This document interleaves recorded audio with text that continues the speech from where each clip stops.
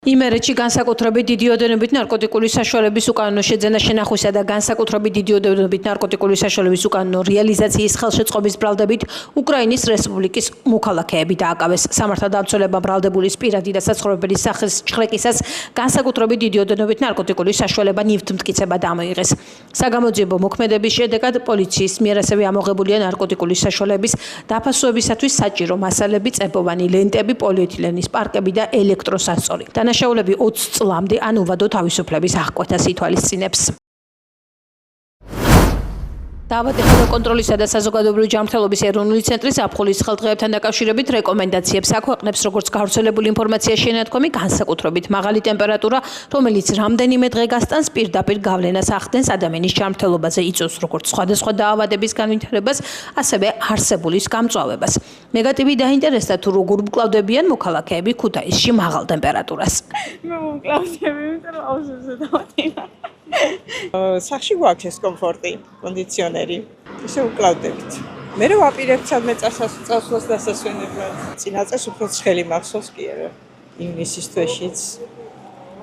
თვეშიც ძალიან ცხელი ზაფხული გქონდა. ერთად ბალახვანში იყო არაჩვეულებრივი აუზი აკვაპარკი და ძალიან დაგწუნდა გული რომ აღარ მოქმედებს. სერიოზულად ძალიან კარგი იყო.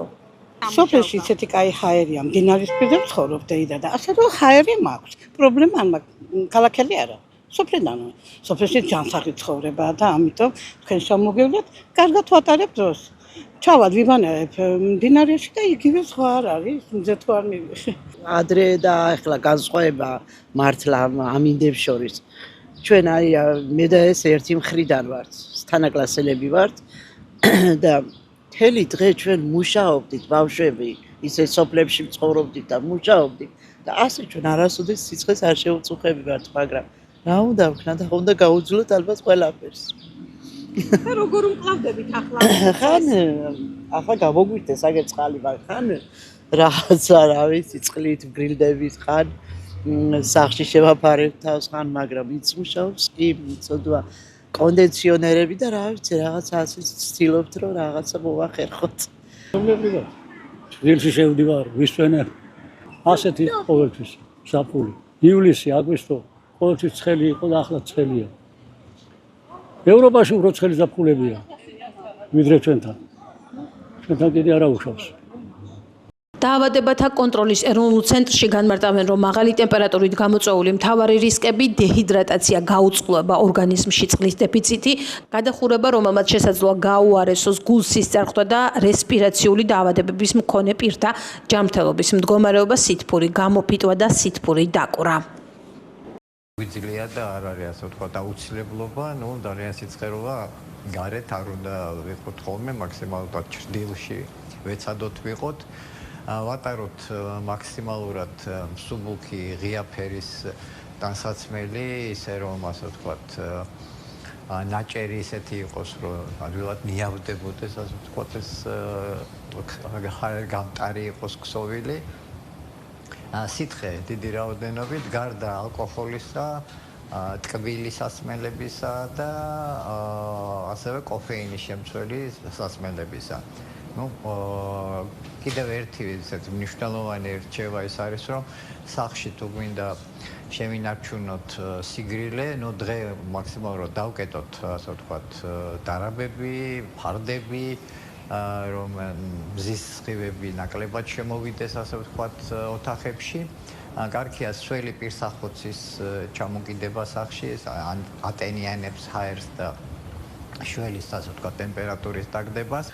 ერთი რაც ძალიან მნიშვნელოვანია, მიუხედავად დროის მონაკვეთისა, როცა ჩვენ ბავშვი გარეთ გავყავს, ან ჩვენ თვითონ გარეთ გავდივართ, ზაფხულის პერიოდში აუცილებელია კანზე დამცავი, მზისაგან დამცავი მალამოების გამოყენება.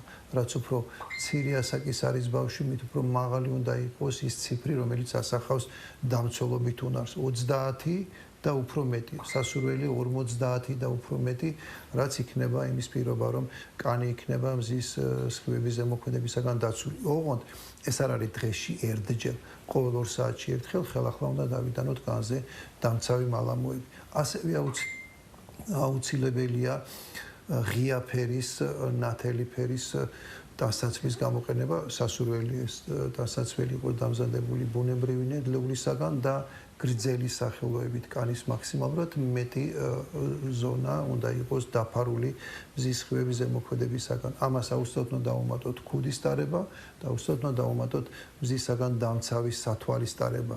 მზის სათვალე კატეგორიულად აუცილებელია, ვინაიდან მზის ხივების ზემოქმედება შეიძლება ისახოს თვალზეც ნეგატიურად. საირმის პროტესტის მონაწილის ვეფხია მესხიას სახლში ქუთაისში გვიანღამით პოლიცია იმყოფებოდა. როგორც ცნობილია, სახლში ვეფხია მესხიას ცოლი და მცირეწლოვანი შვილები იმყოფებოდნენ. პოლიციამ რეგისტრირებული იარაღები ამოიღო. ის საპოლიციო მოქმედებებს საირმეში მიმდინარე პროტესტს უკავშირებს. ყველაფერი უბედურება დაიწყო იმის შემდეგ, რაც ამ ბრძოლაში ჩავერთე, აცხადებს მესხია. კურორტ საირმეში ადგილობრივები 2 თვეზე მეტია 13.296 ჰექტარ მიწის ფართობზე სამონადირეო მეურნეობის ლიცენზიის გაცემას აპროტესტებენ. ადგილობრივების თქმით, ლიცენზია უკანონოდ არის გაცემული. ამის გარდა, ლიცენზიით განსაზღვრულ სამონადირეო მეურნეობის არეალში მოქცეულია ადგილობრივების, როგორც თვითონ ამბობენ, მამაპაპისეული მიწა, რომელზეც პროკურატურა მოსახლეობას თაღლითობის ბრალდებით ედავება. მეგობრებო, რეპრესიები გადავიდა ახალ ეტაპზე. ორი სიტყვით გავაკეთებ შესავალს, რა იგულისხმება ამაში. საირმეში ადგილობრივი მოსახლეობა აპროტესტებს სამონადირეო მეურნეობის ლიცენზიის უკანონოდ გაცემას და მამაპაპისეული მიწების კერძო საკუთრების ჩამორთმევას. მართავთ ყოველ შაბათ-კვირას საირმეში აქციებს და დღეს რეპრესიები, რასაც უკვე 4 წელია განიცდის ადგილობრივი მოსახლეობა, გადავიდა ახალ ეტაპზე, რაშიც იგულისხმება დილით ვეფხია მესხიასთან, რომელიც არის საირმის ადგილობრივი მკვიდრი, რომლის წინაპარიც 120 წელია საირმეშია, თვითონაც იქ გაიზარდა. ვეფხია არის გულანთებული ქართველი, მოყვარული მამაპაპისეული მიწის, ბუნების, სადაც გაიზარდა ის და მისი წინაპარი, რომელიც იცავს ამ ყველაფერს. მისგან რომ არ ჩამოართვან და თავისუფალი გადაადგილება შეეძლოს ტყეში, ბუნებაში. მასთან შევიდა პოლიცია დილით ჩხრეკაზე, რის მიზეზიც იყო ანონიმური ზარი თუ შეტყობინება, თითქოს ვეფხია მესხიას მხრიდან იყო ვიღაცის მიმართ მუქარა. ჯერ ქუთაისში გაჩხრიკეს სახლი, რა თქმა უნდა, ვერაფერი ნახეს კანონსაწინააღმდეგო, შემდეგ საირმეში ავიდნენ და იქაც გაჩხრიკეს. უკვე ისეთ ეტაპზე გადავიდა ეს რეპრესიები, რომ გაჩუმება, ჩუმატყოფნა, წყნარად თვალყურისდევნება ამ ყველაფერზე არ შეიძლება და კიდე ერთხელ მოგიწოდებთ, რომ საირმეში შაბათ-კვირას მართავთ საპროტესტო აქციებს, მშვიდობიანს ხაზი მინდა გაუსვა, რომ ჩვენი პროტესტი არის მშვიდობიანი, იყო დაწყების დღიდან და გრძელდება ასე და მომავალშიც ასე იქნება. ჩვენ გვაქვს გამოხატვის უფლება, ჩვენი აზრის პროტესტის დაფიქსირების, ვაპროტესტებთ მამაპაპისეული მიწების ჩამორთმევის მცდელობას და სამონადირეო მეურნეობისთვის ლიცენზიის უკანონოდ გაცემას. გთხოვთ გამოხატოთ სოლიდარობა, დაგვიდგეთ გვერდით, ეს არ არის მარტო ჩვენი პრობლემა. ეს არის ყველას პრობლემა, ნებისმიერს შეიძლება მიადნენ, როცა ქართველ ბუნებაზე, ოჯახზე, მამაპაპისეულ მიწაზე შეყვარებულ ადამიანს, რომელიც იცავს თავის მამაპაპისეულ ადგილებს, ბუნებას, მიადგებიან სახლში ესე ანონიმური ზარის საფუძველზე, აქ უკვე გაჩერება აღარ შეიძლება, ამიტომ მოგმართავთ ყველას, შემოგვიერთით შაბათ-კვირას, ეხა 19-ში და 20-შიც ვიქნებით საირმეში და ყოველ შაბათ-კვირას ვიკრიბებით იქ. დაგვიდექით გვერდით, დაუდექით თქვენ თავსაც გვერდით, იმიტომ რომ ეს რეპრესიული მანქანა შეიძლება ნებისმიერს მიადგეს. გელოდებით საირმეში. ევროკომისიის მიგრაციისა და საშინაო საქმეთა გენერალური დირექტორატი საქართველოს საგარეო საქმეთა მინისტრ მაკაბოჭორიშვილს წერილით მიმართავს, სადაც მოთხოვნილია კომისიას მიეწოდოს განახლებული ინფორმაცია რეკომენდაციების შესრულების თაობაზე და თუ კი ჯერ ეს არ არის განხორციელებული, იყოს სათანადო ზომები მიღებული კომისიის რეკომენდაციებში მოცემული საკითხების მოსაგვარებლად. პირველი არხის ცნობით წერილს ასევე თან ერთვის რეკომენდაციების სრული სია. რეკომენდაციები, რომლებიც ვიზის შეჩერების მექანიზმის მე-7 ანგარიში მიემართება საქართველოს. უზრუნველყოს და დაიცვას საქართველოს ყველა მოქალაქის ფუნდამენტური უფლებები, მათ შორის შეკრების, გამოხატვისა და გაერთიანების თავისუფლება, პირადი ცხოვრების დაცულობის უფლება, საჯარო ცხოვრებაში მონაწილეობის უფლება და დისკრიმინაციის აკრძალვა. თავიდან აიწყილოს და გააუქმოს ნებისმიერი კანონმდებლობა, რომელიც ზღუდავს ფუნდამენტურ უფლებებს და თავისუფლებებს, არღვევს დისკრიმინაციის აკრძალვის პრინციპს და ეწინააღმდეგება ევროპულ და საერთაშორისო სტანდარტებს, კერძოდ გააუქმოს კანონი უცხოური გავლენის გამჭვირვალობის შესახებ და პაკეტი ოჯახური ღირებულებებისა და არასრულწლოვანთა დაცვის შესახებ და გადაიხედოს ადამიანის უფლებათა ეროვნული სტრატეგია და სამოქმედო გეგმა, რათა სრულად იყოს დაცული LGBTIQ პირების უფლებები. შეესაბამოს საქართველოს სავიზო პოლიტიკა ევროკავშირის სავიზო ვალდებულებების მქონე ქვეყნების სიას, განსაკუთრებით იმ ქვეყნების მიმართ, რომლებიც ევროკავშირის უსაფრთხოებისათვის ან არალეგალური მიგრაციის კუთხით საფრთხეს წარმოადგენენ. გააძლიეროს ქმედებები თავშესაფრის მაძიებელთა დაუსაბუთებელი განცხადებებისა და ევროკავშირის ქვეყნებში არალეგალური დარჩენის შემთხვევების წინააღმდეგ, მათ შორის უვიზო რეჟიმის პირობების შესახებ საინფორმაციო კამპანიების მეშვეობით და საზღვარზე კონტროლის გამკაცრებით, შექმნას აქტივები დაბრუნების და მენეჯმენტის ოფისები და გააგრძელოს ძალისხმევა აქტივების მოძიების, გაყინვის, მართვის, კონფისკაციისა და განკარგვის კუთხით, მიიღოს ახალი ანტიკორუფციული სტრატეგია და სამოქმედო გეგმა, უზრუნველყოს შესაბამისი რესურსი, მათი განხორციელებისათვის და განსაკუთრებული ყურადღება მიაქციოს მაღალი დონის კორუფციის საქმეების გამოძიებას, სისხლის სამართლებრივ დევნას და განაჩენების გამოტანას. შეცვალოს კანონი ანტიკორუფციული ბიუროს შესახებ, რათა შესრულდეს ვენეციის კომისიის ძირითადი რეკომენდაციები, განსაკუთრებით ბიუროს დამოუკიდებლობის, პოლიტიკური ნეიტრალიტეტისა და ფუნქციების ნაწილში. შეუსაბამოს პირადი მონაცემების დაცვის შესახებ კანონი ევროკავშირის სამართლებრივ ჩარჩოს, ნათქვამია წერილში. მინისტრებმა დღეს ევროკავშირის მიერ სამოქალაქო საზოგადოებისთვის გაწეული დახმარება შეაჯამეს და განიხილეს სხვადასხვა ვარიანტი, რისი გაკეთება შეგვიძლია.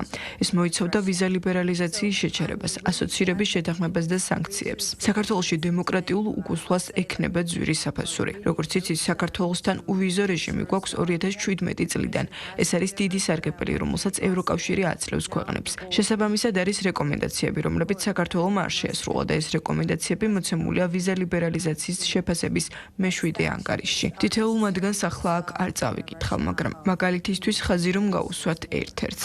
საქართველოს მთავრობა იღებს ვალდებულებას უზრუნველყოს საქართველოს ყველა მოქალაქის ფუნდამენტური უფლებების დაცვა, მათ შორის ასოციაციის, შეკრებისა და გამოხატვის თავისუფლება, პირადი ცხოვრების ხელშეუხებლობის უფლება, უფლება მიიღო მონაწილეობა საზოგადოებრივ საქმიანობაში და ასევე დისკრიმინაციის აკრძალვა. ეს მხოლოდ ერთ-ერთი პუნქტია და ასეთი 8 არის. თუ ამ რეკომენდაციების შესასრულებლად საქართველოს მთავრობას აქვს მოცემული ვადა აგვისტოს ბოლომდე, მაშინ ისმის კითხვა, შემდეგ რა რეაგირება იქნება თუ ეს რეკომენდაციები არ შესრულდება და მაშინ როდესაც გვესმის რომ ოპოზიციის 8 ლიდერიდან 7 დაპატიმრებულია, ეს ნამდვილად არ არის თანხვედრაში იმ პუნქტებთან, რომელიც ახლახან მაგალითად მოვიყვანე. ამ დრომდე ჩვენ ვინ არჩუნებთ პოზიციას, რომ არ გვინდათ კიბილი მივაყენოთ ქართულ ხალხს ვიზა ლიბერალიზაციის გაუქმებით, რაც რეალურად აისახება მათზე. ამასთან ერთად ეს ასევე არის ევროკავშირის სანდოობის საკითხი. თუ ჩვენ გვაქვს ეს სარგებელი და ბონუსი, რომელსაც ამ ქვეყანას ვაძლევთ, რომელიც პირობებს არ ასრულებს, მაშინ ასევე ამას ექნება შედეგი, რათა საზოგადოებამ დაინახოს, რომ მთავრობა არ ადგას ევროპულ გზას და არ უდგება ევროკავშირის წევრობის კანდიდატის სტატუსს სერიოზულად. მხოლოდ ამორჩევითად მხოლოდ ერთზე გააკეთა მითითება, მეც თქვენის ნებართით ამორჩევითად მხოლოდ რამდენიმეზე გავაკეთებ მითითებას და საზოგადოებამ განსაჯოს, რამდენად სამართლიანია ის მიდგომები თუ ის რამდენიმე რეკომენდაცია, რომელიც ევროკავშირს აქვს მოცემული. მაგალითად, მათ ისინი როგორც მე-7 ანგარიშში, ისევე ამავე დოკუმენტში ითხოვენ რამდენიმე კანონის გაუქმებას. და ვკითხულობ, ციტირებ, კერძოდ გაუქმდეს უცხოური გავლენის გამჭვირვალობის შესახებ კანონი, ასევე ოჯახური ღირებულებებისა და არასრულწლოვანთა დაცვის შესახებ საკანონმდებლო პაკეტი. და კიდევ ერთი ადამიანის უფლებათა ეროვნულ სტრატეგიასა და სამოქმედო გეგმა, ეს სტრატეგია და სამოქმედო გეგმა შეიცვალოს ისე, რომ LGBTIQ პირების უფლებები სრულად იყოს დაცული. აი ეს არის რეალურად რასაც თავაზობს ევროკავშირი სხვა საკითხებთან ერთად რა თქმა უნდა საზოგადოებამ რომ იცოდეს რა დევს სასწორზე იმის ნაცვლად რომ ეს საკითხი იყოს დარეგულირებული. ამ წერილს რა თქმა უნდა შევისწავლით, გავაანალიზებთ, ნახავთ რა შეიძლება გაკეთდეს. არის რამდენიმე წითელი ხაზი, მათ შორის ოჯახურ ღირებულებებზე, მათ შორის ისეთ საკითხებზე, რომელიც ეფუძნება კონსერვატიულ პოლიტიკურ იდეოლოგიას და მიდგომებს, რომელიც ჩვენს ხელისუფლებას აქვს და რომლის საარჩევნო დაპირების საფუძველზე გავიმარჯვეთ საპარლამენტო არჩევნებში.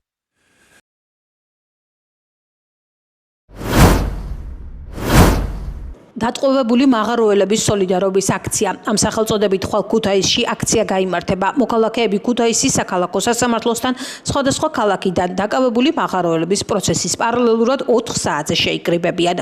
ერთად გამოვხატოთ სოლიდარობა უსამართლოდ დაჩაგრულ მაღაროელების მიმართ ქუთაისის საქალაქო სასამართლოს სხდომის დარბაზშიც და მის გარეთაც. მნიშვნელოვანია თბილისიდანაც და სხვა ქალაქებიდანაც მრავლად ვიყოთ ადგილზე, რათა ყველამ დაინახოს, რომ რეალურად ძალიან მრავალრიცხოვანია ადამიანთა ჯგუფი თბილისშიც და ქვეყანაში, რომელიც უერთდება და იზიარებს საერთო ბრძოლას თავისუფლებისათვის, უსამართლობის წინააღმდეგ, ერთად ბრძოლით გამარჯვებამდე. ნათქვამია გავრცელებული ინფორმაციაში.